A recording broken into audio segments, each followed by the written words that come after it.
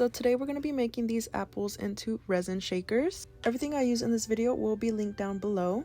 My first step is always drilling a hole into whichever mold I am turning into a shaker.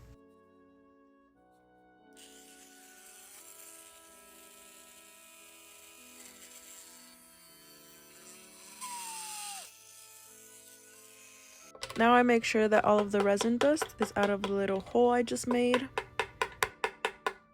Now for this step I am using a nail file, but you can also use sanding paper.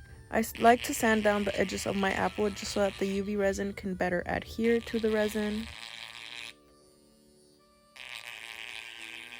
I use these acetate sheets to cover the top, and I like to use a dry erase marker to draw out my apples so that I know how to cut them. I know if you have a Cricut machine, there's a way that you can get it to cut out the exact shape and size you need it. I don't know how to do that yet, so I do everything by hand. Now that all of my shapes have been cut out, I go ahead and I clean off the dry erase marker from the sides. Now it's time to fill up your shape with whichever inclusions you want to use. You can use glitter, clay slices, beads, honestly anything that won't dissolve in oil. The glitter I am using today is from resin. I'll have them linked down below as well. And I am using J. Dixon's hard type UV resin for this project. I go ahead and I add some along the sides of my apple.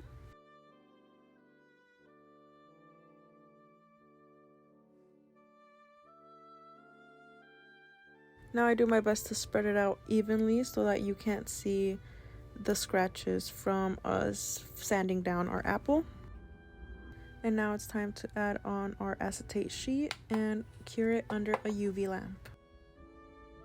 Now I do customize my apples since they are for teachers. I add the teachers' names and I do that using my Silhouette Cameo. So this next step is for that. So before adding the names or doing our last final top coat, I do like to sand down the tops of our objects. I like for it to look matted like the one on the right. That way our last layer of resin adheres perfectly. So if you drop your shaker, if you hit it hard, you know, it'll be safe and it won't open up. Now that my apples are all sanded down, this is when I start adding in the names.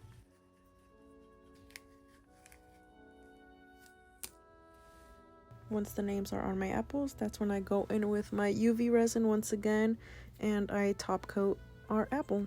I like using a toothpick for this step, but I try my best to get the top coat of UV resin in every single corner. Make sure that there's not one spot that isn't top coated, and then of course under the UV light so it can cure. Onto the liquid part of our shakers, I like to use baby oil for mine. I add them into these little squeeze bottles that I found at Hobby Lobby. And then I just go ahead and I use the first hole we made previously at the beginning of the video. That's where I put in the baby oil from. Once it's all filled up, I seal it once again with UV resin. I do like to give my apples a little bath. After the baby oil, they're super oily and it's just not fun. So I like to clean them before I make them into either keychains or badge reels. And this is how they look. I hope this tutorial was very helpful. Thank you guys for watching.